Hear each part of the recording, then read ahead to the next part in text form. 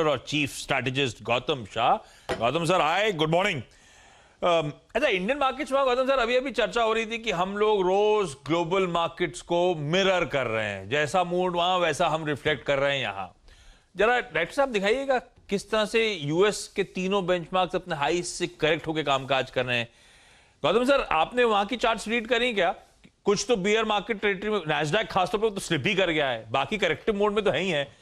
ये अगर हम रोज मिरर कर रहे हैं तो एक काम करें, पहले उनकी चर्चा कर लें, कैसे प्लेस्ड हैं यूएस मार्केट्स। आप लोग को चार्ट्स पे क्या लग रहा है, और वीकनेस ग्रिप करने वाली है क्या? Good morning. देखिए, मैं मार्केट्स में 20-22 साल से हूं और मैं ये जो कोरिलेशन है 2000 के साल से देख रहा हूं, जहां पर इंडियन मार्केट्स इतनी सेंसिटिव हो जाती है यूएस मार्केट के परफॉर्मेंस को लेके। और हमें ये नहीं भूलना चाहिए कि 2020 और 2021 की जो रैली आई थी उसमें यूएस मार्केट्स ने गजब का तेजी देखा था और इंडियन मार्केट्स इन लाइन चली थी, साथ साथ चली थी। काफी दूसरे जो एशियन मार्केट्स थे या यूरोपियन मार्केट्स थे वो साथ साथ नहीं चले।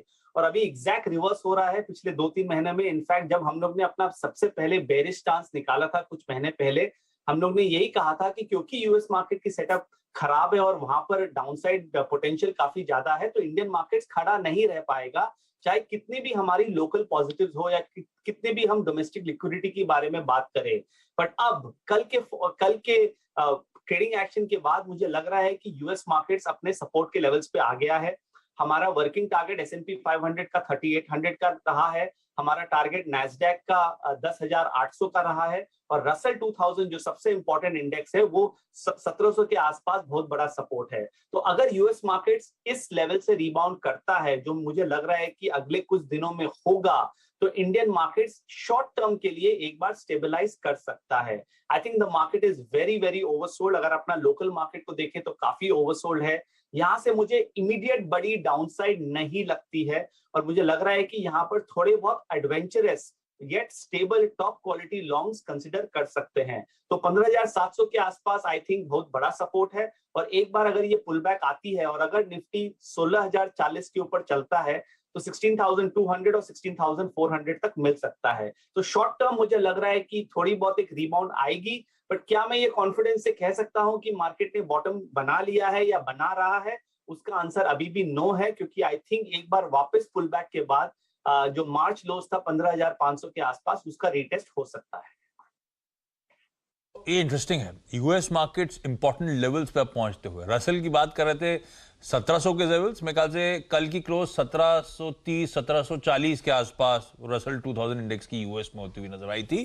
तो अपने की लेवल्स, अपने टारगेट अचीव करके उन्हीं लेवल्स के आसपास, अपने स्ट्रॉन्ग सपोर्ट्स के आसपास हो सकता है यूएस रिबाउंड करे।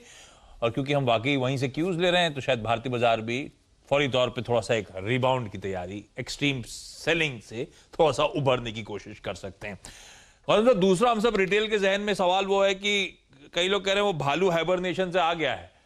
वो भालू आ गया है आप, क्योंकि आप कह रहे हो बाउंस आएगा उसके बाद वापस स्लिप होंगे, तो ये अभी भी वो बुल मार्केट में करेक्टिव फेज मानूं या भालू जाग गया है? नहीं सर, ऐसा बात नहीं है कि भालू जाग गया है। आई थिंक ये समझना जरूरी है कि 2 साल की तेजी को मार्केट रिट्रेस कर रहा है। और जब लास्ट ईयर सितंबर अक्टूबर में जब हम 18,500-600 की तरफ थे और जब हर कुछ चल रहा था, as a technician I was very clear कि कभी ना कभी ये गंदा करेक्शन आएगा, जो अभी पिछले 6-7 महीने से हो रहा है। तो मुझे तो ये correction in a bull market ही लगता है। मैं इसको बेयर मार्केट टर्मिनोलॉजी नहीं दूंगा, at least on an index level. Stocks में अगर आप देखें तो ऑन एन एवरेज 40% का डिक्लाइन है, no doubt about it. But कई स्टॉक्स ऐसे चले भी थे 2 साल में, 3 टाइम्स, 5 टाइम्स, 10 टाइम्स, 18 महीने, 20 महीने में हुए थे। तो उसका एक नॉर्मल करेक्शन है और मुझे लग रहा है कि अगले 2-4 हफ्तों में ये नॉर्मलाइज हो जाएगा। सो यहाँ से डाउनसाइड ज्यादा है? मेरा मानना है कि नहीं। अगर आप पूछेंगे कि मेरा वर्स्ट केस लेवल क्या है, मेरा वर्स्ट केस लेवल है 15,100 और अभी हम 15,700-800 के आसपास है। तो रिस्क रिवॉर्ड अगर आप देखें तो इन्वेस्टर्स के लिए अगला 2 से 4 हफ्ता ग्रेजुअल बाइंग करना बनता है। ट्रेडर्स थोड़ा वेट करें, क्योंकि मार्केट काफी वॉलेटाइल है और आपको इमीडिएटली अपॉर्चुनिटी नहीं मिलेगी। बट ये फेज जब निकल जाएगा 2-4 हफ्तों का, तो आई थिंक अच्छी तेजी आएगी और next leg of the bull market चालू होगा। तो अपने एसआईपी को बंद मत कीजिए, टॉप अप कीजिए, ज्यादा डरिए मत। जितना फॉल आना था मोरलेस आ गया है। लास्ट 3-4-5% हो सकता है, उसके बाद अच्छी अपॉर्चुनिटी आएगी। जी हाँ, तो आपको स्ट्रक्चर अगर आप देखें तो यहाँ पर गौतम जी ने समझाया बाजार का, और मैं ये प्रश्न पूछने ही वाला था गौतम जी आपसे कि अगर हम वॉर जोन का लो, यानी अगर आप देखें जो 15,661 है वो वॉलिड करते हैं तो क्या हो सकता है। आपने खुद ही टिप्पणी कर दी कि वर्स्ट केस में अगर आप देखें उसके नीचे आप 15,100 का जोन देखते हैं। पर वो पॉकेट्स जब आप कहते हैं कि अपने SIPs मत बंद कीजिए, वो एक निवेशक के लिए है जो म्यूचुअल फंड्स के थ्रू भी जाते हैं, लेकिन वो पॉकेट्स जहां पे गौतम जी आपको लगता है कि हाँ एक बड़े रिट्रेसमेंट के बाद अब साइडवेज मूव शुरू हो जाएगा, वहां पे आपको अपना अगर आप देखें कैश थोड़ा डिप्लॉय करना चाहिए। Just putting in sense of IT एक सब्सटेंशियल डैमेज था और ये अपने CY20 और 21 के गेंस का सब्सटेंशियल पार्ट सरेंडर भी कर दिया। अब आप निफ्टी IT को कैसे रीड कर रहे हैं गौतम जी? आपने एकदम सही सवाल पूछा वीरेंद्र जी, क्योंकि हम पिछले 2-3 दिनों से आईटी इंडेक्स को एकदम क्लोजली देख रहे हैं। मेरा ये मानना है कि 28,300 से 500 के आसपास आईटी इंडेक्स बॉटम आउट कर सकता है, और काफी जो सेक्टर्स और स्टॉक्स है मार्केट में, they are retracing 38% of their entire bull market. जैसे जैसे ये रिट्रेसमेंट कंप्लीट होती है वैसे वैसे ये सारे सेक्टर्स धीरे धीरे रेंज में चले जाएंगे और फिर तेजी का माहौल वापस चालू हो जाएगा। तो आईटी में मेरे हिसाब से यहाँ पर अपॉर्चुनिटी है। जो टॉप स्टॉक्स है, जो लार्ज कैप स्टॉक्स है, उसमें यहाँ पर अगर आप खरीदारी करते हैं तो आपको अच्छी रिटर्न अगले 3-6 महीने 9 महीनों में मिलेगी।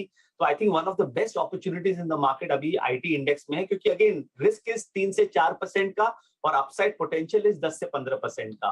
और जिस तरह का फॉल ऑलरेडी आ चुका है, आई मीन मार्केट को लग रहा है कि इसमें कोई अर्निंग्स ही नहीं रहेगी, बट अगर आप पिछले 2-3 क्वार्टर की अर्निंग्स देखें तो वो फैबुलस रहे हैं। तो आईटी और रियल एस्टेट मेरे हिसाब से दो सबसे बेस्ट अपॉर्चुनिटीज है अभी के रिस्क रिवॉर्ड के हिसाब से market.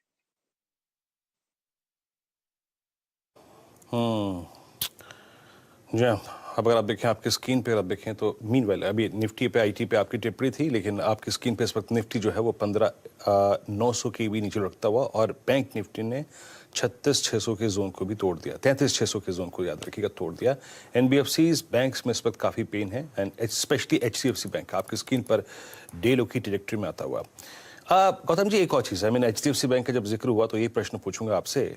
HDFC bank, Kotak, IndusInd bank, axis bank अपने ज़्यादा तो नहीं लेकिन 1 साल के बेस पर बैठे हैं, और अभी भी निफ्टी जो कि अपने वॉर जोन के लो को रिविजिट कर चुका है, डाउ उसको वॉलिड कर चुका है, उसके नीचे स्लिप कर चुका है, बैंक निफ्टी वहां से भी 1000 पॉइंट ऊपर है। तो अभी आने वाले कुछ सेशंस में बैंक निफ्टी में कितना डैमेज देख रहे हैं आप, एंड स्पेशली ये जो प्राइवेट बैंकों का क्लस्टर है यहाँ पे कितना डैमेज देख रहे हैं आप? बैंक निफ्टी अभी भी वीक है, और बैंक निफ्टी के कारण मुझे थोड़ा सा इस मार्केट में अभी भी डिस्कम्फर्ट है, क्योंकि मुझे लग रहा नहीं है कि बैंक निफ्टी में अभी बॉटम हुआ। ऐसा लग रहा है कि बैंक निफ्टी धीरे धीरे 32,500 के लेवल तक चला जाएगा, जो उसका रीसेंट लो था।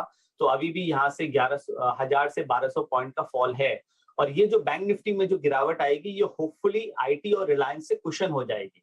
सो इसीलिए मुझे लग रहा है कि निफ्टी में हो सकता है बड़ी डाउनसाइड नहीं हो, मगर बैंक्स डेफिनेटली अभी भी वीक है, और यहाँ पर अभी भी खरीदारी नहीं करनी चाहिए। हम तो हमेशा से ही कहे हैं कि आईसीआईसीआई बैंक हमारा टॉप पिक है और वो स्टॉक आउट परफॉर्म करते आया है, पर जो बाकी स्टॉक्स जो आपने हाईलाइट किया, एक्सिस हुआ, इंडसइंड हुआ, एचडीएफसी बैंक हुआ, सब अभी भी खराब सेटअप्स है, उसमें अभी भी कुछ निबलिंग नहीं करना चाहिए, डाउनसाइड काफी है। तो बैंक से अभी दूर रहिए, क्लैरिटी नहीं है, बॉटम आउट नहीं हुआ है। This is the main pain point of the market. Banks और मेटल्स आई थिंक मेरे हिसाब से सबसे बड़े पेन पॉइंट है, और यहाँ पर बॉटम फिशिंग नहीं करनी चाहिए। बिल्कुल। इनफैक्ट अगर आप देखें तो, और जाते जाते अगर आप देखें आपने जो कमेंट किया निफ्टी मेटल, जरा प्लीज निफ्टी मेटल लेके आइएगा। निफ्टी मेटल में 3 दिन से बात मैं आपको कह रहा हूं कि निफ्टी मेटल ने पोस्ट 5 अक्टूबर 2020 अपने 200 डे एक्सपोनेंशियल मूविंग एवरेज को अगर आप देखें वॉलेट किया है। गौतम जी यहाँ एक कहते हैं कि अगर आपने मेटल साइकिल को अच्छा पकड़ लिया तो अच्छा पैसा बनेगा, लेकिन आपको मेटल साइकिल से टाइम पे एग्जिट भी करना चाहिए। आपने अगर वाकई अच्छा पैसा बनाया है टाटा स्टील में, जेएसडब्ल्यू स्टील में और जेएसपीएल में, तो क्या एक ये रीजनेबल पॉइंट है इन स्टॉक्स में एक सब्सटेंशियल प्रॉफिट या फिर एंटायर प्रॉफिट को बुक करने का? हाँ जी, एकदम। इनफैक्ट 10-12 दिन पहले जब हम लोग ने अपना बिग पिक्चर रिपोर्ट रिलीज किया था, तो हमने कहा था लोगों को कि एक medium term top metals index में बन गई है, और हमने काफी लॉजिक उसके बारे में कहा था, क्योंकि अगर आप वीकली चार्ट्स और मंथली चार्ट्स देखें तो ऐसा लग रहा था कि एक बड़ी अपसाइकिल कंप्लीट हो गई।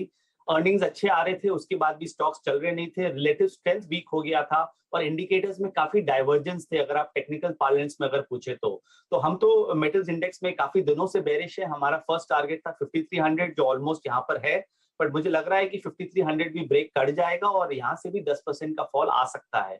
तो 4800 के लेवल्स तक ये मेटल्स इंडेक्स जा सकता है और ये इंडेक्स जिस तरह की बड़ी जो 2 साल की साइकिल थी वो रीसेंट हाइस पे कंप्लीट हो गई। तो बीच बीच में पुल बैक्स आएंगे बट सस्टेन नहीं करेंगे। सो मेटल्स इंडेक्स से पूरी तरह से दूर रहने चाहिए, क्योंकि फंडामेंटली लोग काफी इसके बारे में बात कर रहे हैं बट आप चार्ट सिंक में नहीं रहे। चार्ट्स पिछले 15 महीनों से सिंक में थे तो इसीलिए हम तेजी उसमें प्ले कर रहे थे, बट अब वैसा सिंक रहा नहीं। तो आई थिंक ये डिसअपॉइंटिंग सेक्टर रहेगा, इससे दूर रहना चाहिए। एक और सेक्टर है जहां मुझे प्रॉब्लम लगता है वो है केमिकल्स। इसमें भी 2 साल काफी बड़ी तेजी आई और जिस तरह का अभी 7, 8, 10 दिनों से फॉल है, मुझे लग रहा है कि वहां का भी एक बार टाइम बिंग के लिए स्ट्रक्चरल स्टोरी खत्म हो गया है। तो इस डिप को मत खरीदिएगा, केमिकल स्टॉक्स में और गिरावट होने की काफी चांसेस है। Chemicals, stay away from chemicals. और आप देखें फ्रेश बैंक की जरूरत नहीं है। वैसे भी अगर आप देखें, आप याद रखिएगा कोविड-1, कोविड-2, कोविड-3, आई मीन CY 2021 में आपने सब्सटेंशियल पैसा बनाया। क्या गजब अगर आप देखें केमिकल स्टॉक चले भी थे। अच्छा गौतम जी, एक सेक्टर जिसमें अभी भी दिल खोल के अगर आप देखें परेशानियां हैं, और अब कल हम ITC की मैनेजमेंट की टिप्पणियां सुन भी रहे थे, और वो है FMCG की बात कर रहा हूं मैं यहाँ पर। 2-3 स्टॉक्स को देख के, आई मीन HUL को देख के, या फिर गोदरेज CP को देख के, या फिर ITC को देख के, या फिर मैरिको को देख के, या डाबर को देख कर आपको फील क्या आ रही है? Not like a trader, I mean trade करके पैसा कमा भी नहीं सकते आप इस स्पेस में, बट एज ए इन्वेस्टर क्या अप्रोच रखनी चाहिए? मैं just putting instance of HUL, लगभग 1000 रुपए का डैमेज हुआ था। तो क्या ये एक री एंट्री पॉइंट या फिर एंट्री पॉइंट FMCG में अच्छा है इस वक्त अगेंस्ट ऑल ऑड्स? एकदम है, एब्सोल्युटली। क्योंकि मेरा वो सेम पॉइंट है कि अगर आप FMCG इंडेक्स का जो डिक्लाइन देखेंगे पिछले 6 महीने का, उसने ऑलमोस्ट 40% अपने बुल मार्केट को रिट्रेस कर दिया और उस रिट्रेसमेंट के बाद वो धीरे धीरे अब चल रहा है। रिलेटिव स्ट्रेंथ काफी अच्छी है, बाजार गिरता है मगर FMCG स्टॉक्स नहीं गिर रहे हैं। और इतना मजाक ITC के बारे में हुआ था कुछ महीना पहले, बट निफ्टी में इतनी बड़ी फॉल आई, लार्ज कैप्स में इतने बड़े फॉल आए और ITC 200 का 260 पे हो गया और अभी भी खड़ा है, 250-60 पे खड़ा है। और मुझे लग रहा है कि ये धीरे धीरे 300 के लेवल तक चला जाएगा। तो FMCG इनफैक्ट हमारा one of the top picks है मार्केट में। लग रहा है कि यहाँ पर रिलेटिव आउट परफॉर्मेंस है और इस इंडेक्स में अगर आप ओवरऑल बेसिस पे देखें तो 10% की तेजी यहाँ से आराम से आ सकती है। तो आपने जो 3-4 नाम लिए हमें सब अच्छे लगते हैं। ओके, अगर आप देखें FMCG बास्केट में एक सीरियस बाइंग एफर्ट आपको करना चाहिए, थोड़ा दिमाग लगाइए आई थिंक, और एक वक्त है अगर आप देखें इस स्पेस को देखने का। अच्छा, अब एक सेक्टर पे हम पूरे तौर पे गौतम जी बात नहीं कर सकते, क्योंकि मैं बात कर रहा हूँ ऑटो की। यहाँ पे 2 व्हीलर स्पेस भी है, आप इसमें कॉमर्शियल व्हीकल सेगमेंट भी है, इसमें पैसेंजर व्हीकल सेगमेंट भी है। हीरो मोटर कॉर्प का मैं चार्ट देख रहा था गौतम जी, और बहुत दिनों बाद एक यहाँ पर वॉल्यूम्स, बायर्स और 200 डेमा को रीगेन करने की अगर आप देखें जो एफर्ट्स होते हैं वो नजर आए। आपको 2 व्हीलर्स में अराउंड द बेस के नजदीक इस वक्त क्या अट्रैक्ट कर रहा है इस वक्त? Commercial vehicle segment, 2 wheeler segment, passenger vehicle segment, क्या अट्रैक्ट कर रहा है आपको इस वक्त? ऑटो इंडेक्स काफी वॉलेटाइल है, कोई क्लियर ट्रेंड नहीं है, क्योंकि वो जब ऊपर जाता है तो वहां पर सेलिंग आ जाती है और नीचे जाता है थोड़ी बहुत बाइंग आ जाती है। तो इसमें कोई एक स्ट्रक्चरल कॉल हम ले नहीं सकते हैं। इस इंडेक्स में आपको स्टॉक स्पेसिफिक होना पड़ेगा। तो अगर आप सारे जो टॉप स्टॉक्स की अगर आप बात करें तो हमारा जो टॉप पिक्स इसमें रहा है वो है M&M, बजाज ऑटो और टाटा मोटर्स। तो मुझे लग रहा है कि ये 3 स्टॉक फिर भी आउट परफॉर्म कर सकते हैं और जैसे अगर निफ्टी स्टेबलाइज होता है तो ये 3 स्टॉक में अच्छी रैली हम देख सकते हैं। बट जो बाकी के स्टॉक्स है, जैसे आपने हीरो मोटो के बारे में कहा, हो सकता है कि वो बॉटम आउट कर जाए, मगर कई बार उसने फॉल्स ब्रेकआउट्स दिया है, तो मैं उसको उतना विश्वास अभी नहीं करता हूं। तो मैं तो उन्हीं स्टॉक्स में जाना चाहूंगा जहां पर थोड़ी बहुत रिलेटिव स्ट्रेंथ है। तो मैं मारुति से दूर रहूंगा, अशोक लेलैंड से दूर रहूंगा, TVS मोटर से दूर रहूंगा। मुझे वहां पर कोई कंफर्मेशन नहीं मिलती है, बट टाटा मोटर्स, बजाज और M&M, आई थिंक अगर ऑटो में कुछ करना है तो इन 3 स्टॉक्स में कीजिए।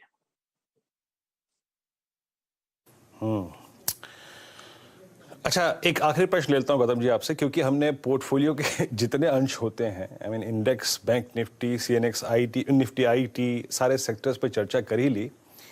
एक सेक्टर जिसमें आई थिंक थोड़ी सी परेशानियां थी, बट अगेंस्ट ऑल ऑड्स जिसने अपने आप को हायर लेवल्स पे सस्टेन रखा, वो था सीमेंट स्पेस।